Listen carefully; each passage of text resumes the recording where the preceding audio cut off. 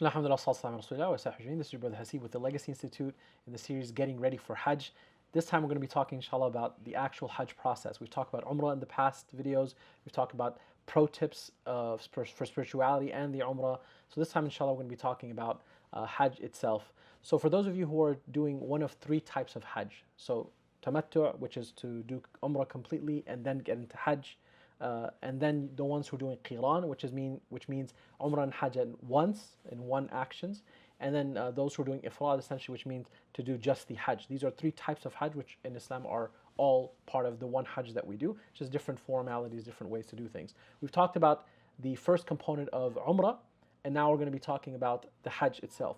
So for those of you who are doing Hajj Tamattu', you've already finished your Umrah, and now you're going to need to get into Ihram, similar way as we've talked about before, and that is, of course, if you don't need to shave your private area, the pubic parts, etc., because it's already been done, then you don't need to just do it because it's something you need to do. If you need to do it, if there's hair, etc., that you need to remove, then go ahead and do it. If you don't need to, for example, there's nails that you already clipped, you don't need to clip them again because there's just for the sake of clipping them. So anything that's not necessary is not recommended anymore. It's only recommended if it's grown and essentially getting ready for that. So just anyway, the preparedness of being there, then wearing one's towels. You will do the intention for Hajj from your hotel, whether it be Aziziyah hotel, whether it be Mecca hotel. So my recommendation, of course, is for everyone to get together. The Hajj guide will announce to you all, we're going to be coming together at X particular spot, maybe even on the bus, and then inshallah, you will do the intention for Hajj together simply by saying Labbaik Allahumma Hajjan. Khalas, you're in the state now of wanting to do Hajj and Ihram. You're in the clothes, women are in their clothes. You've done everything we've already discussed in the previous video. So for those of you who haven't watch that inshallah, about getting in preparation for the state of Ihram. For those of you who are going to be doing Qiran, again, you're going to be doing this intention when you cross the miqat, not from the hotel. So this has been now maybe a day or 2 days ago, or even the same day. If you're coming from Medina to Mecca on the train, you're going to be doing it while you're on the train, the intention. If you're going to be flying in either from Riyadh, Jeddah, Doha, Istanbul, whatever, they're going to make the announcement on the plane when you need to make that intention. And the intention that you make for those who are Qiran is by saying, Labbaik Allahumma Umratan wa Hajjan. Oh Allah, here I am for Umrah and Hajj. Some of them add wordings like Qiran or Hajj Qiran, and that's fine. It's up to you if you want to do that. One of the things that we want to add to this as well is whether it be Umrah or Hajj, if you want to make a condition that in case I'm prevented from completing my Hajj, then I can come out of Ihram. And this condition is mentioned in the guide that we're going to be giving to you all, inshallah ta'ala, which is found in the link down below, inshallah, in the details. It'll say on there what the condition, how to say it. فَإِنْ حَبَسَنِي حَابَسْ فَمَحِلِّي حَيْثُ حَبَسْتَنِي. So that if there's a reason for me to come out of essentially Ihram, then my allowance will be wherever I have been prevented. So it can be a million things. It's just a condition that people can add while they're doing the intention for Hajj or Umrah, inshallah. So once you've done that, then you're now, of course, in the state of Ihram. You don't need to do this again when you're already in Ihram.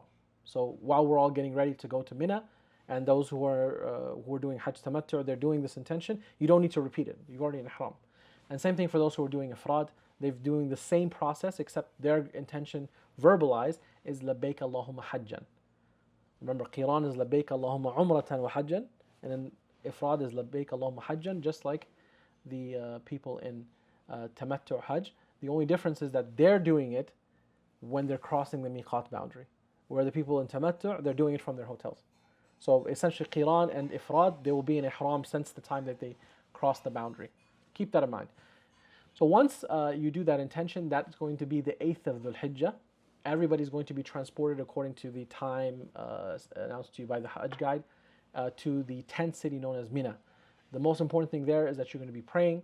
So you're going to pray your prayers there, inshallah, and just get ready. Rest is the most important thing. And then the next day is where the logistical information will already have shared with you to travel for Arafat. So the 9th of Dhul Hijjah, everyone makes their way to Arafat via bus or train, depending on which package that you're in. And then inshallah, you will settle in Arafat. And then at Dhuhr time, there's going to be a khutbah, and then Dhuhr and Asr are going to be shortened and combined. So that khutbah will be given by the imam of your group, and inshallah you do not need to go to the place where the designated khatib of like the Saudi, basically the masjid al Masjid Namira is going to be giving it. You don't need to do that. That's might get you lost. A million things. So whoever does that on their own, you're responsible on your own. The Hajj guide, of course, is not going to follow you or give you. He himself might not even know where it is. You're completely on your own if you decide to do that. And then coming on the way back, you must navigate back to the tent. But there's no need to do that. Like I said, it's really packed. You might come there 2-3 hours in advance just to get in. There's no facilities like readily accessible like that. So it is very difficult. I've done it once and we realized why. Our teachers would tell us, look, this may be for you as a student of knowledge. You're not with family, you're not with a group, etc. But that's why we're doing it in the khutbah is going to be done in the camp, inshallah. So you're comfortable and alhamdulillah, it's going to be taken care of. Once the khutbah is done, after that is dua time. So dua all the way until sunset. There's going to be, of course, your individual dua, then there's going to be communal dua like around after Asr time.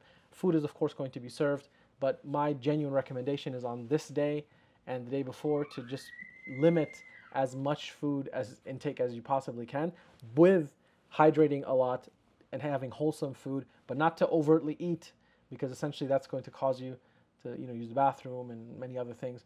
But just be nourished, but don't overeat. Stay hydrated as much as you can, because it's very important. It's going to be hot, but essentially overfilling yourself.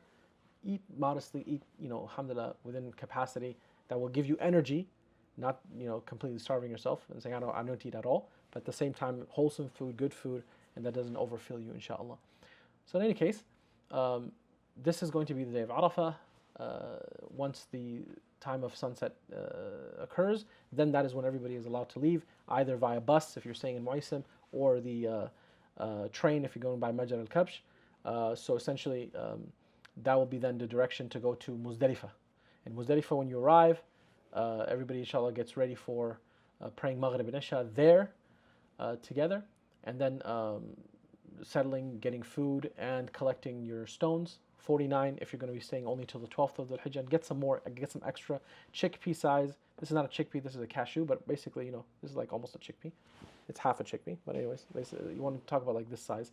And make sure they're real rocks. They can't be concrete, so they're just real rocks. 49 plus extra in case you miss or something. And those who are staying all the way to the 13th of the Hijjah, you're going to collect 70 and some extra. So essentially 7 for the first day, then 21. Okay? You count, that's 49. And if you do third day, 21, that's 70. So in essence, the only thing then there is to just relax. Rest, find your spot, relax, sleep. The next day is the day of Eid al-Adha, the 10th of the Hijjah.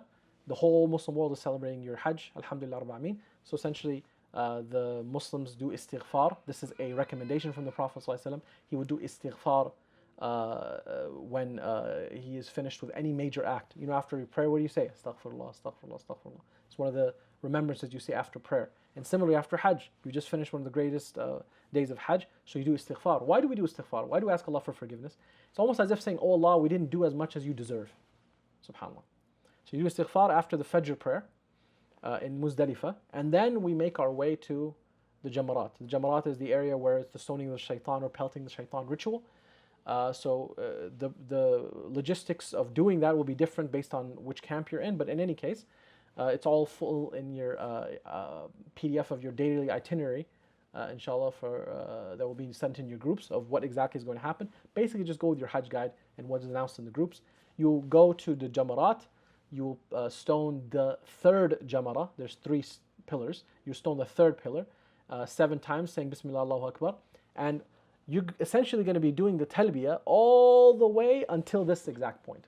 So from the moment of the 8th, when you did your intention, you're going to say Labbaik Allahumma Labbaik all the way until this moment on the day of Eid, when you're pelting the stoning the shaitan ritual, the third pillar.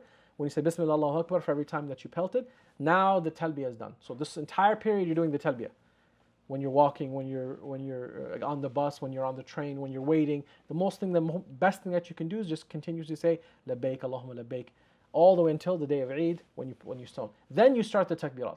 Allahu Akbar, Allahu Akbar, La ilaha illallah, Allahu Akbar, lillahi alhamd, or Allahu Akbar, Allahu Akbar, Allahu Akbar, la ilaha illallah, Allahu Akbar, Allahu Akbar, lillahi alhamd. Both of them are fine, and any variation is okay. So in any case, once you do that, then you have choices. Now, we at the Legacy Institute take actually the view that it is not an obligation for you to wait for the time of sacrifice. Why? Because the ulama, essentially from the Hanabila and others, they say you only need to do 2 out of the 4 rites on that day for you to come out of your ihram, meaning out of your towels, out of the state. And that means you stoned the jamara, and then you can basically cut or shave your hair, and you're good to go. That's 2 out of 4. But we facilitate that we want to follow the recommendation of the Prophet Muhammad ﷺ, or more importantly, what he did on that day by going in the order. So first stoning pelting the jamarat, then waiting for the sacrifice, so sacrificing or doing it, or waiting for someone to do it for you, then cutting or shaving, and then doing the tawaf and the sa'i. So I want you all to understand that this order is recommended. So alhamdulillah, those who just want to get out and they've already paid for their hajj, you're good to go.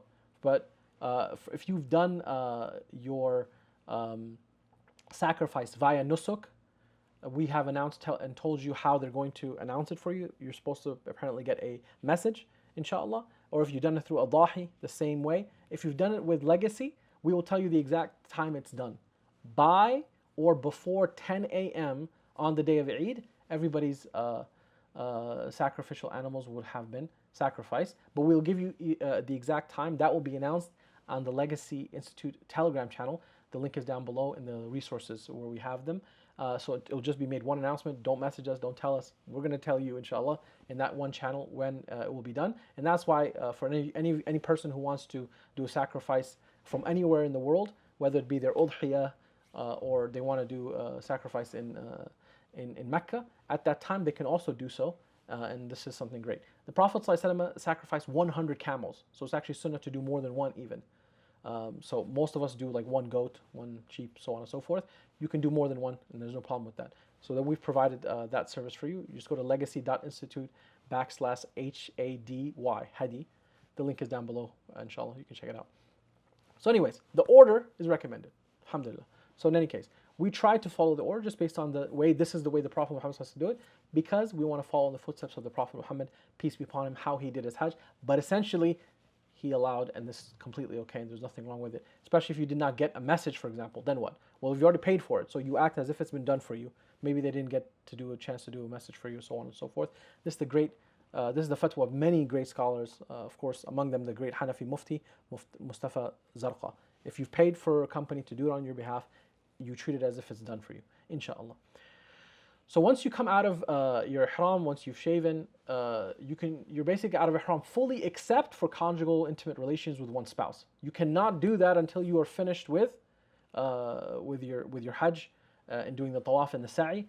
Then you're completely done. But you're out of ihram when you've shaved your hair and up until intimate and conjugal relations. Be aware of that, inshallah. So essentially, one wears normal clothes like so, and then they go on their way to Mecca, either that day or the day after, whenever they have maybe the energy, etc. But if you can do it on that same day, great. You go to Mecca to do the tawaf for Hajj in normal clothes, and the sa'i, going between the mountains, in normal clothes. What happens if I just want to be in ihram? If you want to, fine, but remember, that's a little bit discomforting, and you don't need to do that. Once you're shaved your head, then you're good. You can change.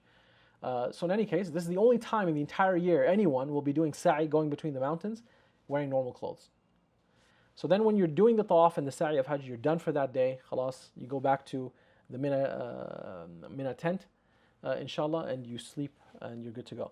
Then the next day is the 11th of Dhul Hijjah. You stone all 3 jamarat, all 3 pillars. After Dhuhr, the Hajj guide will direct you. You make dua after the stoning of the first and the second. You don't make dua after the third. So you go off on the side, you make dua after pelting the first, and do the same thing after the second, but you don't make dua after the third. That's it. And then inshallah you rest, etc. For those of you who want to go to your hotels or in Aziziyah or in Mecca, you're free to do so, but you must be back before sunset and spend at least half of the night. So just remember that.